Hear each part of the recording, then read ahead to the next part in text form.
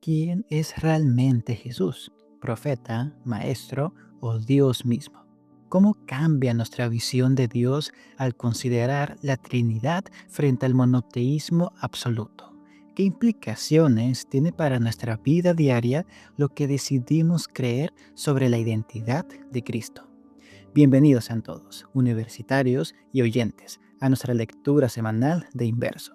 En esta ocasión nos adentraremos en el estudio número 7, titulado Jesús y el Islam, donde el pasaje central nos llevará a Deuteronomio 6. Sin más que decir, empecemos. Domingo 8 de febrero. ¿Quién es Dios?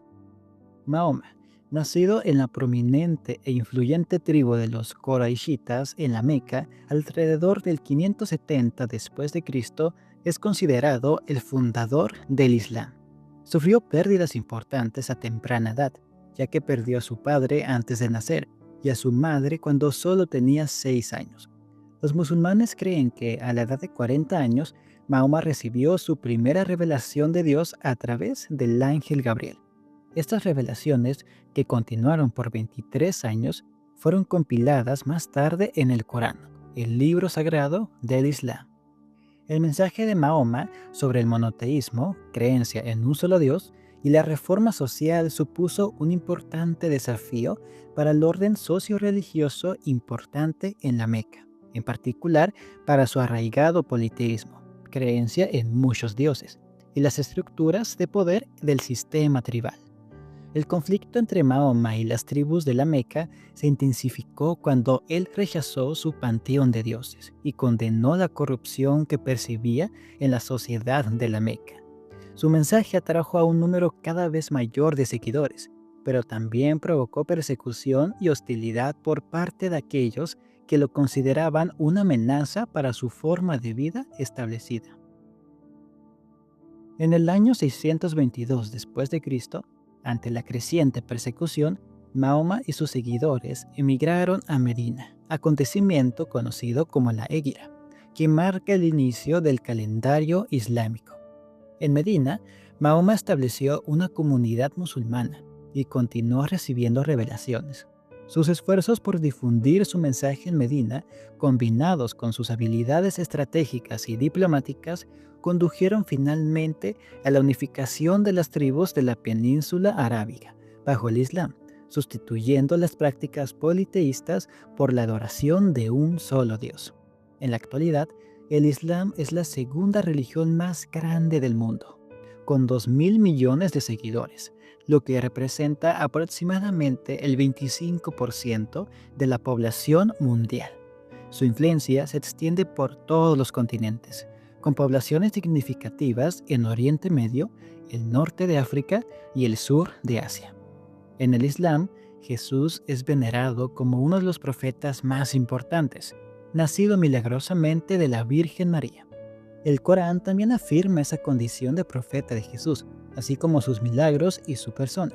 Sin embargo, enfatiza que Jesús era un ser humano y un siervo de Dios, no que era divino ni que era el Hijo de Dios. El Corán también enseña que Jesús volverá a la tierra antes del día de juicio, para restaurar la justicia y derrotar a los anticristos, aunque su regreso no se considera una segunda venida para completar la salvación, como en el cristianismo, sino una señal definitiva del fin de los tiempos, cuando vivirá como un líder musulmán justo.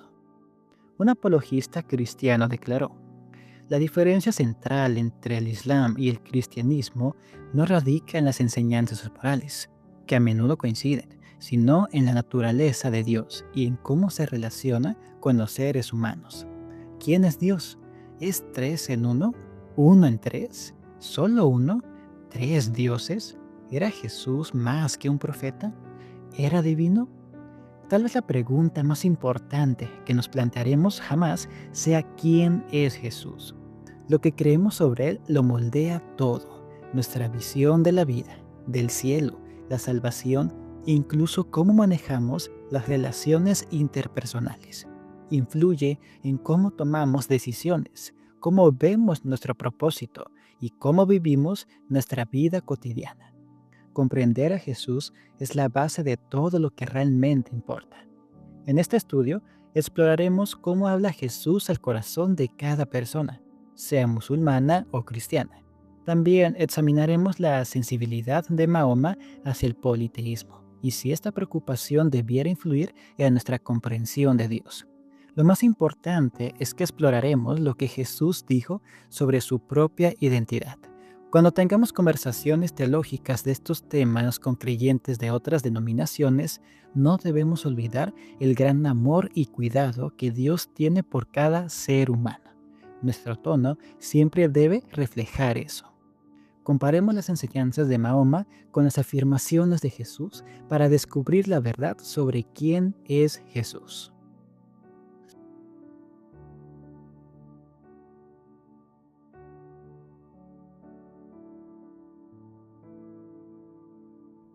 Lunes 9 de febrero. La unicidad de Dios. Las enseñanzas de Mahoma, tal como se presentan en el Corán, enfatizan el Tawhid, o la unicidad de Dios. Su creencia en el monoteísmo era absoluta. Rechazaba cualquier forma de politeísmo e idolatría, y cualquier noción de que Dios tenga compañeros, iguales o socios. El monoteísmo se convirtió en la piedra angular de la fe islámica. Esta creencia contrastaba fuertemente con las culturas politeístas predominantes en la época de Mahoma, lo que permite comprender mejor los desafíos que enfrentan los musulmanes con la idea de que Jesús sea más que un profeta. Con respecto a la Trinidad, el Corán afirma que atribuir divinidad a Jesús o a cualquier ser que no sea Alá contradice el principio del Tawhid. Por ejemplo, un pasaje del Corán exhorta al pueblo del libro, término usado en el Corán para referirse principalmente a judíos y cristianos, a adherirse al monoteísmo estricto y a no mencionar tres en referencia a Dios, enfatizando que solo hay un Dios, que es indivisible. La postura de Mahoma sobre la Trinidad estaba arraigada en su misión de restaurar la adoración monoteísta original a Dios, como él creía que fue practicada por Abraham y todos los demás profetas.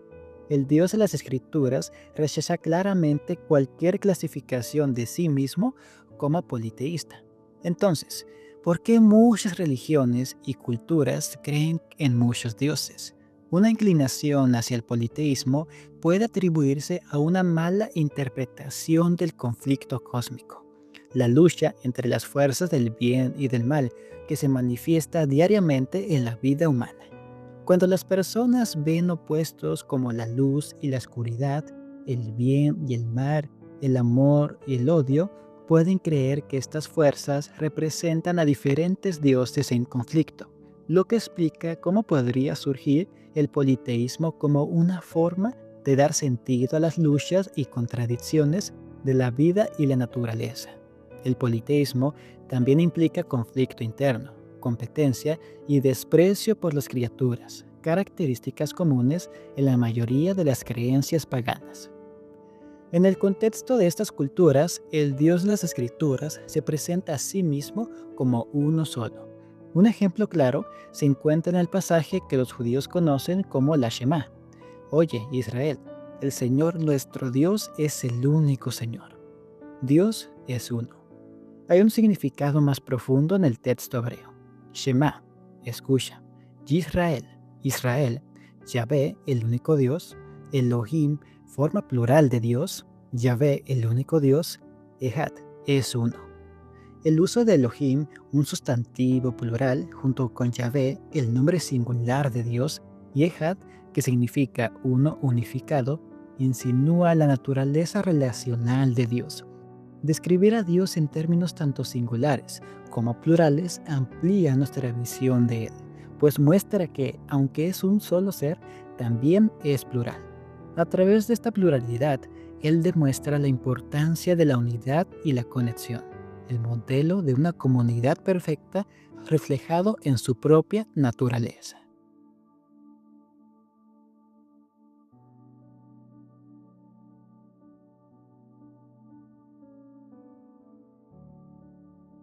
Martes 10 de febrero. El Hijo Prometido. Tanto el Islam como el judaísmo son firmemente monoteístas y comparten una profunda reverencia por Abraham como figura central de su historia. El Islam sostiene que el hijo prometido de Abraham, a través del cual se cumpliría el pacto, fue Ismael, mientras que el judaísmo asegura que fue Isaac. Las escrituras presentan una revelación que trasciende esta controversia religiosa. Hay otra simiente prometida de Abraham, Jesús.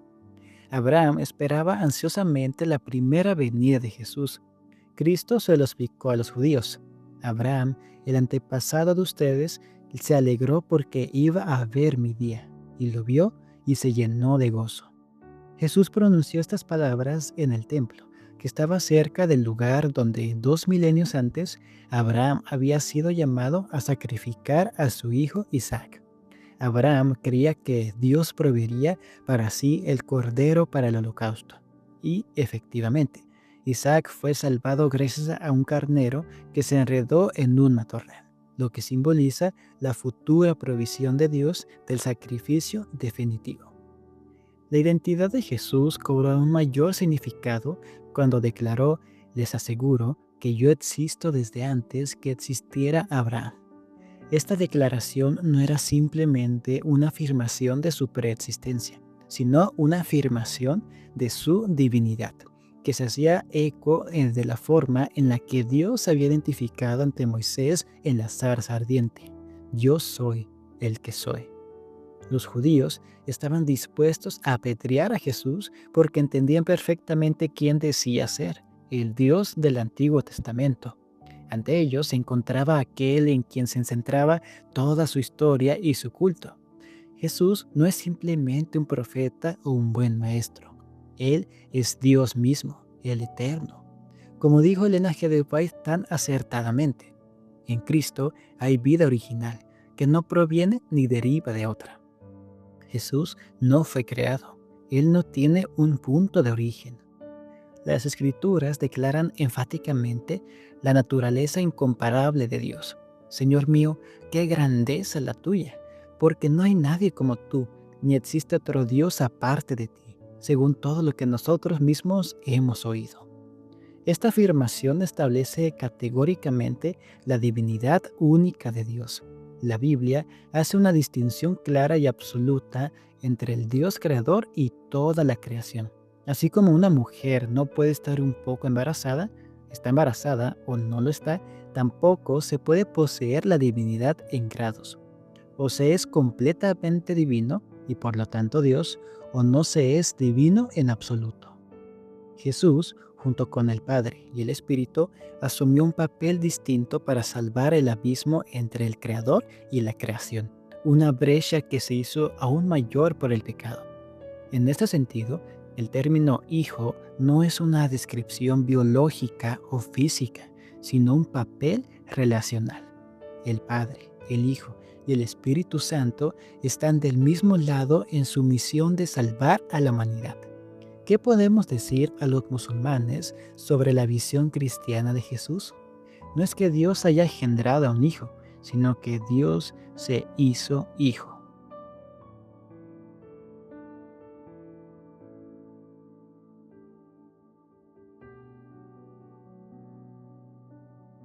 Miércoles 11 de febrero. Investiga qué nos enseñan los siguientes pasajes bíblicos sobre el Dios Trino.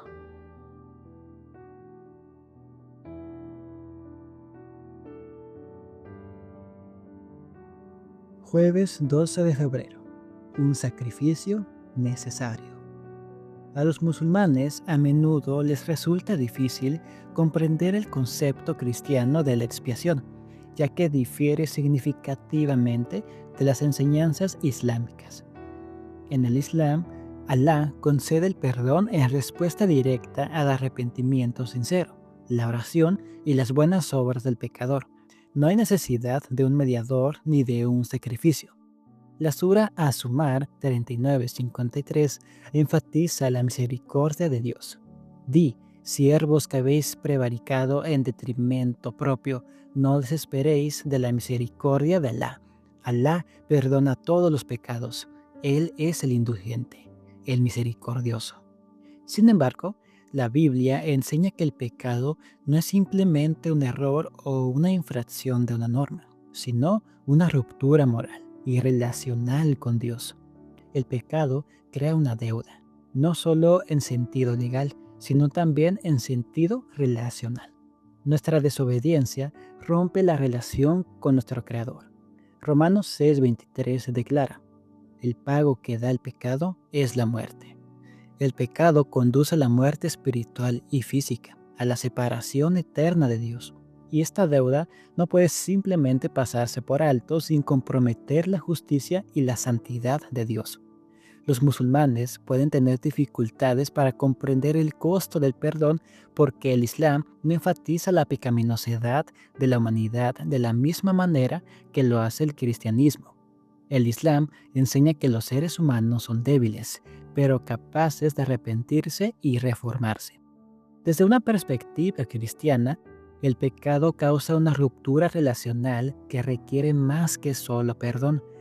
Requiere limpieza y restitución para reparar el daño causado por quebrantar la ley moral de Dios. Isaías 59:2 dice: son sus pecados los que los han separado de Dios. A causa de esos pecados, Él se alejó y ya no los escuchará. Esta separación de Dios es la razón por la que la expiación es necesaria para restaurar la relación rota y reparar la ruptura. La expiación de Dios es completa. Incluye tanto el perdón como la purificación del pecado. Sin embargo, la expiación tiene un precio terrible. Si Dios perdonara sin abordar la deuda moral, su justicia se vería comprometida.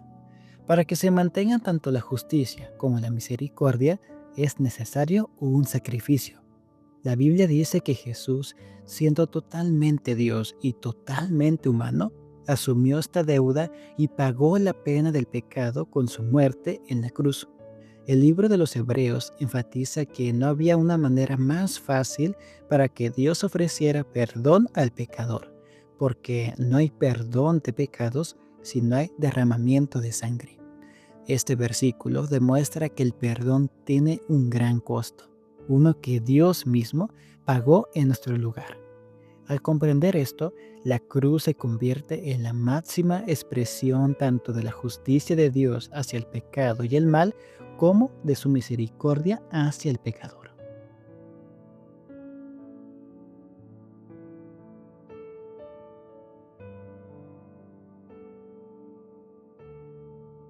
Viernes 13 de febrero. Exaltar a Cristo con amor. El maotemismo tiene sus conversos en muchas tierras y sus defensores niegan la divinidad de Cristo. Y si esta fe se llegase a propagar y los defensores de la verdad dejaran de manifestar un intenso celo por derrocar el error y enseñar a los hombres la preexistencia del único Salvador del mundo, oh, cuánto necesitamos hombres que busquen la palabra de Dios y crean en ella, que presenten a Jesús al mundo en su naturaleza divina y humana, declarando con poder y demostrando con el Espíritu que no hay otro nombre bajo el cielo dado a los hombres en que podamos ser salvos. Oh, cuánto necesitamos creyentes que muestren a Cristo en su vida y en su carácter, que lo levanten ante el mundo como el resplandor de la gloria del Padre, proclamando que Dios es amor. El plan de salvación trazado por el cielo es bastante amplio para abarcar todo el mundo. Dios anhela impartir el aliento de vida a la humanidad postrada y no permitirá que se quede chasqueado nadie que anhele sinceramente algo superior y más noble que cuanto puede ofrecer el mundo. Envía constantemente sus ángeles a aquellos que, si bien están rodeados por las circunstancias más desalentadoras, oran con fe para que algún poder superior a sí mismos se apodere de ellos y les imparta liberación y paz. De varias maneras Dios se les revelará y los hará objetos de providencias que establecerán su confianza en aquel que se dio a sí mismo en rescate por todos, a fin de que pongan en Dios su confianza y no se olviden de las obras de Dios y guarden sus mandamientos. Cristo atraía hacia sí los corazones de sus oyentes por la manifestación de su amor, y entonces, poco a poco, a medida que iban siendo capaces de entenderlo, les descubría las grandes verdades del reino. Necesitamos aprender a adaptar nuestras labores a la condición de la gente, a encontrar a los hombres donde están. Aunque las demandas de la ley de Dios han de ser presentadas al mundo, no debemos olvidar nunca que el amor de Cristo, es el único poder que puede ablandar el corazón e inducir a la obediencia. Aun cuando la lógica pueda no conmover y los argumentos puedan resultar inútiles para convencer, el amor de Cristo revelado en el ministerio personal puede ablandar un corazón pétreo, de manera que la semilla de la verdad pueda arraigarse.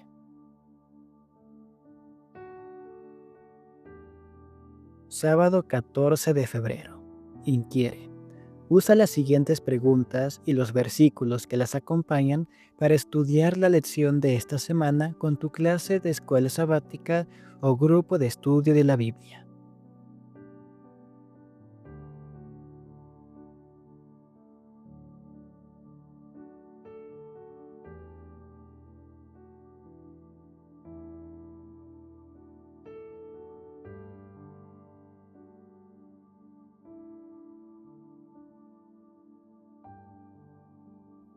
Y eso es todo por la lección de esta semana. Muchas gracias por escucharme y sigamos estudiando esta maravillosa lección. Hasta la próxima. Dios te bendiga.